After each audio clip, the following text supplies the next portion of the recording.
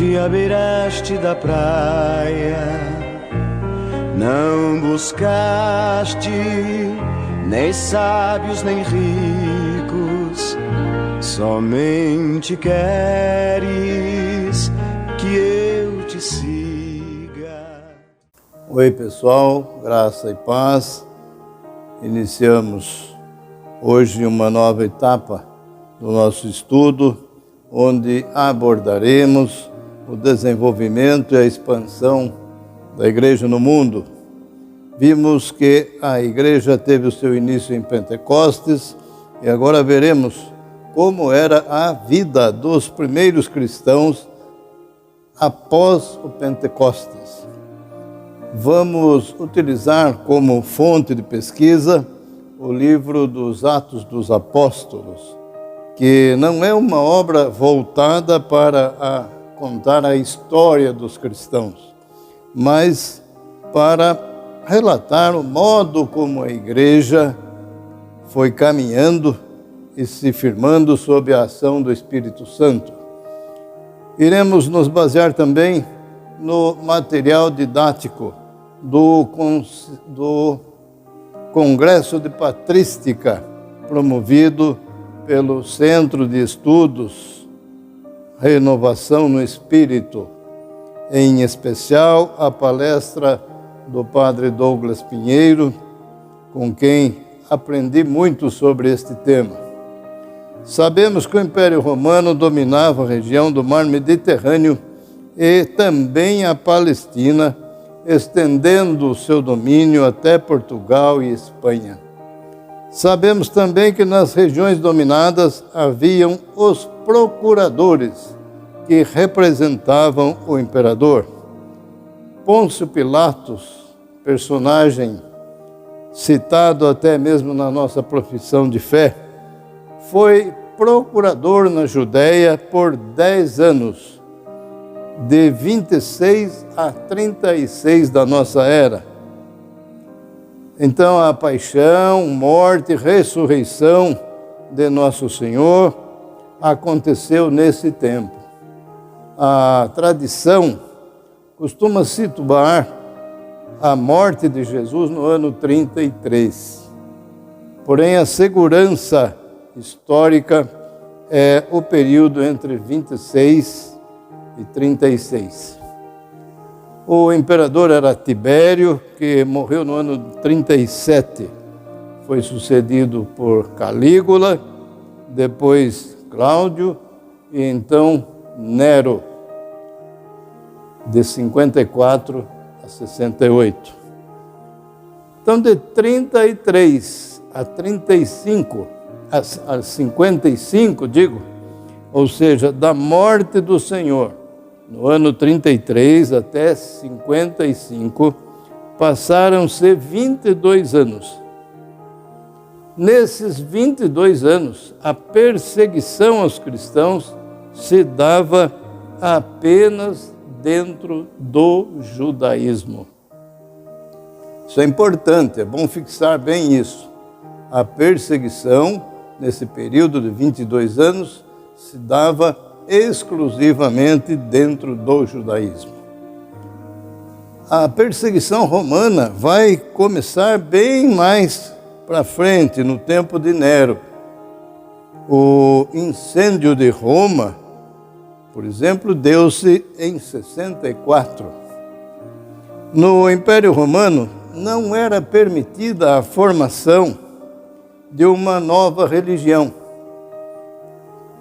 O Império tinha religião própria, politeísta, chamada religião greco-romana, que cultuava deuses pagãos de origem grega com nomes adaptados.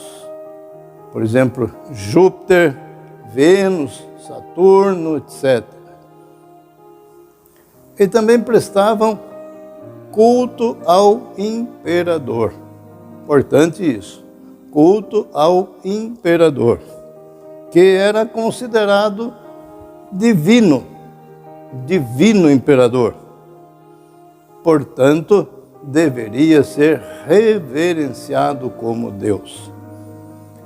oferecia-se incenso diante da estátua do imperador por toda parte.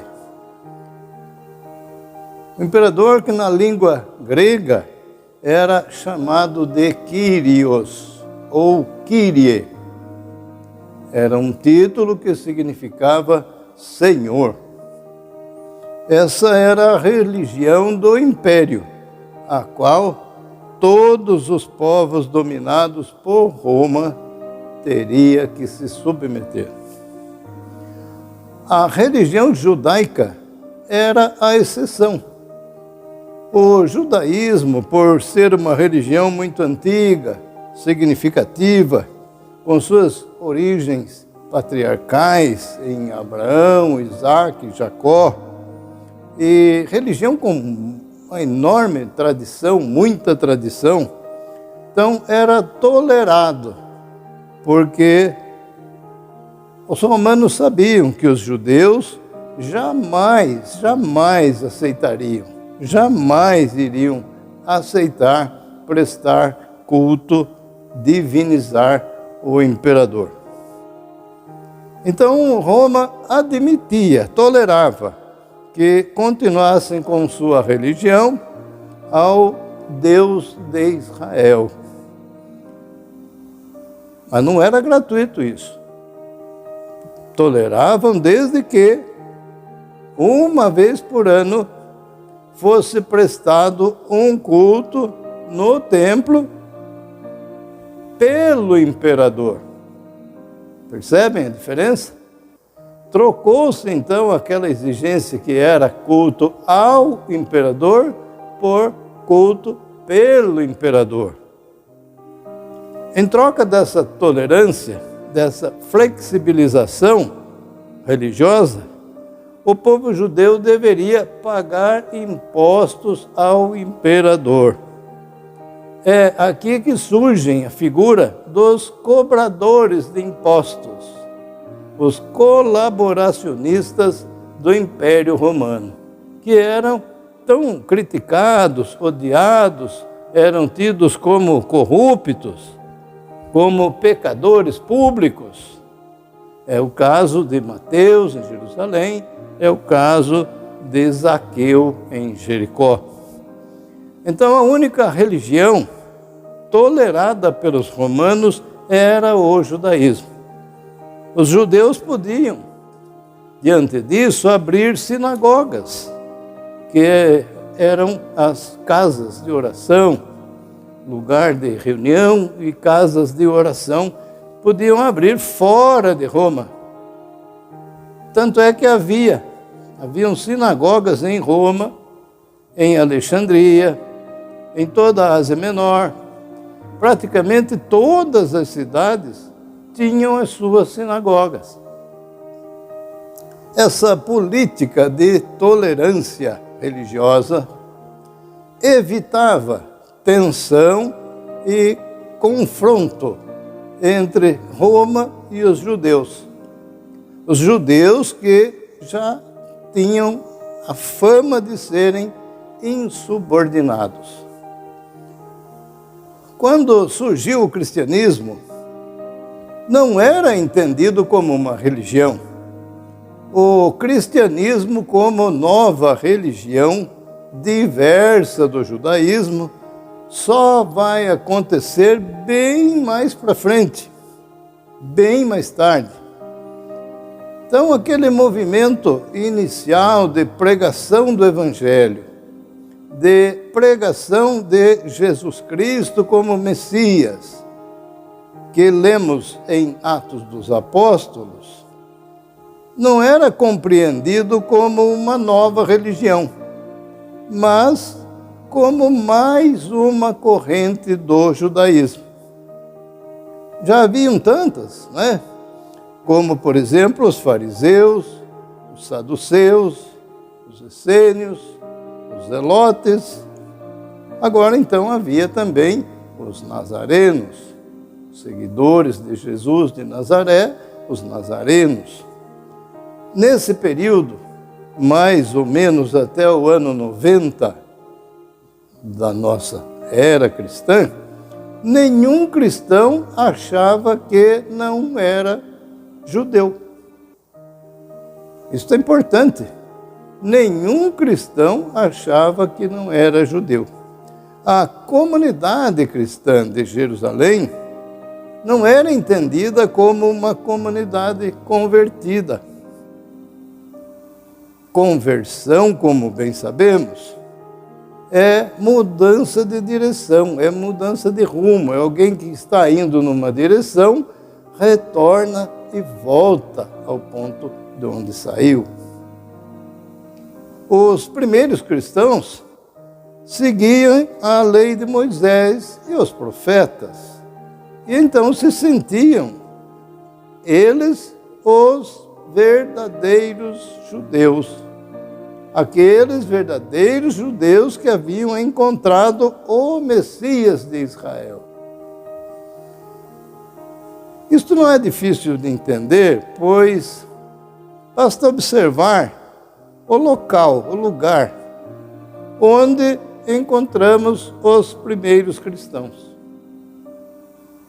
O Templo de Jerusalém e as sinagogas, onde os apóstolos frequentavam, pregavam, e aí conseguiram muitas conversões.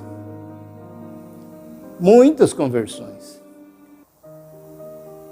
3 categorias de pessoas frequentavam o templo e as sinagogas. 3 categorias. Em primeiro lugar, o judeu. O judeu era aquele que nasceu no judaísmo, que tinha o chamado ius sanguinis, o direito de sangue, a herança de sangue. Portanto, se julgavam mais perfeitos, melhores do que todos os outros. Havia o prosélito. Quem seria o prosélito? Prosélito era aquele estrangeiro que vivia na Palestina, não era judeu, portanto era pagão de origem, mas que se convertia plenamente ao judaísmo, adotando todas as leis e práticas judaicas, inclusive a circuncisão. Então esse era o prosélito. E havia ainda os chamados tementes a Deus. Quem eram estes? Eram simpatizantes do judaísmo. Também não eram judeus de nascimento. Frequentavam a sinagoga, o templo, praticavam a lei de Moisés, adotavam muitas práticas judaicas, porém não se sujeitavam à circuncisão, por razões óbvias. Circuncisão era uma cirurgia feita a sangue frio. Então, estes tementes a Deus não se submetiam à circuncisão. Um exemplo no livro de Atos, dos Atos, é o centurião Cornélio e toda a sua família, consta lá, eram tementes a Deus, conforme o livro de Atos, no capítulo 10, versículo 2. Na sinagoga,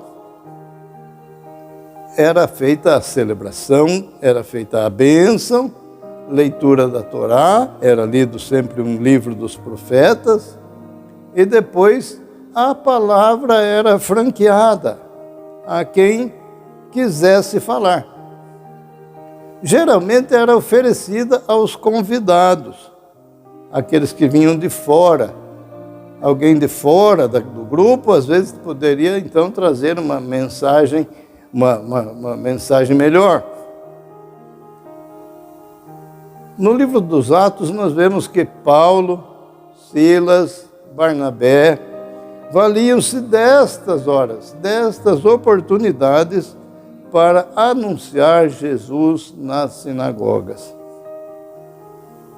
Por esta razão, os romanos entendiam que os cristãos defendiam a fé em Jesus de Nazaré, não como uma nova religião, mas como um novo grupo, uma nova corrente judaica.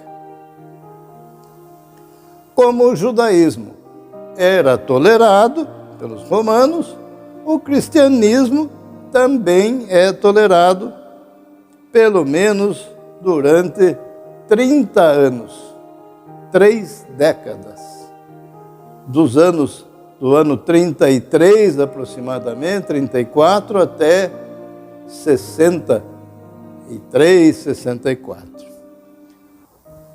Os embates, o choque, o conflito entre judeus e cristãos, até então, sempre aconteceu dentro do judaísmo.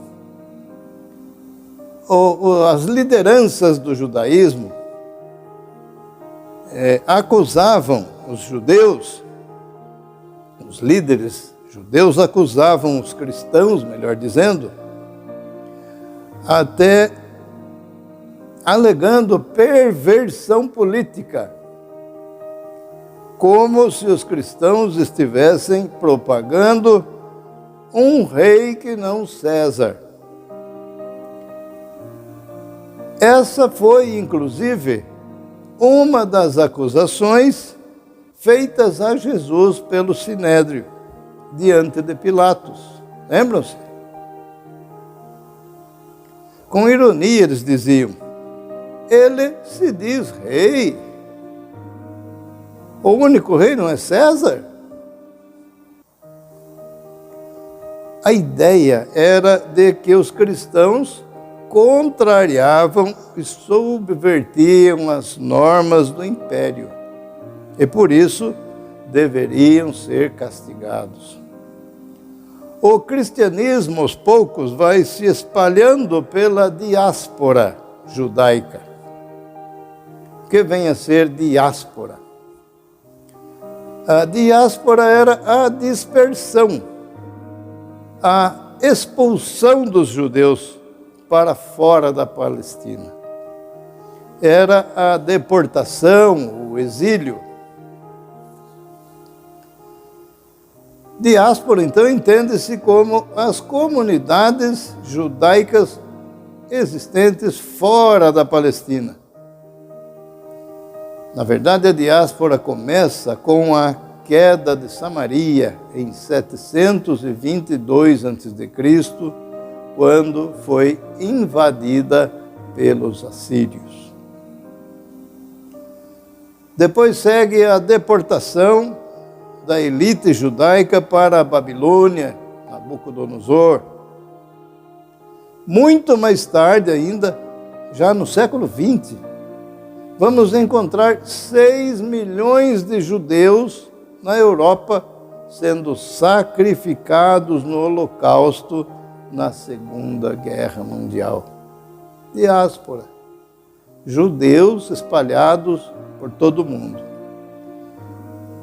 O cristianismo vai se espalhando no seu início, sustentado por 4 pilares fundamentais, como lemos no Atos dos Apóstolos. Estes pilares eram os seguintes: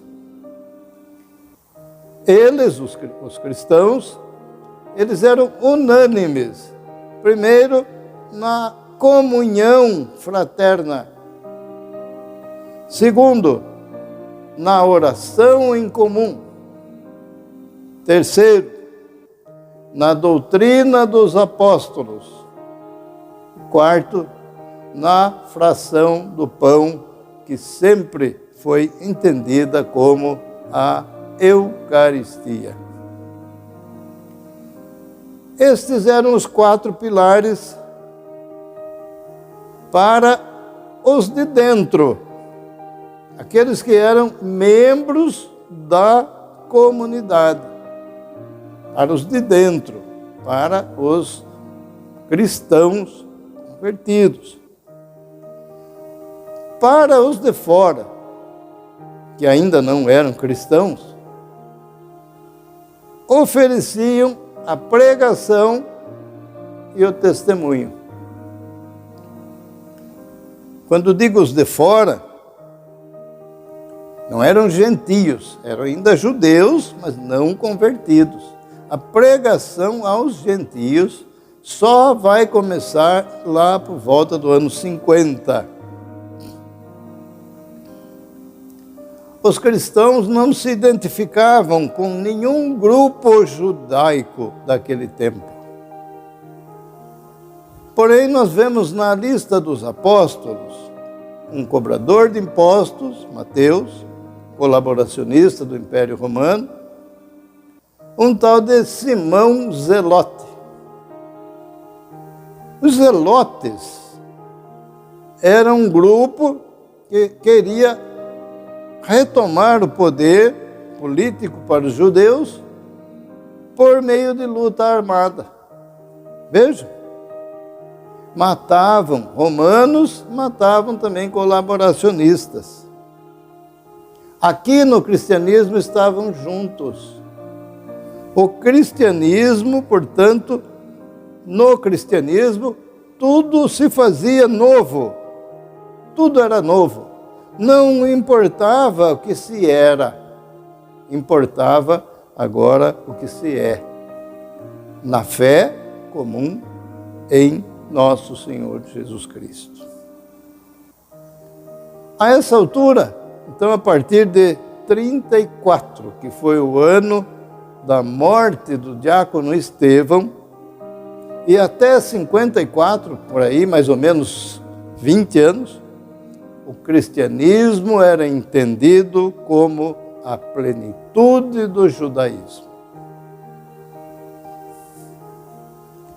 Aqui fazemos uma pausa. Deus nos livre de todo mal, especialmente do mal desta terrível pandemia. Fiquem com Deus.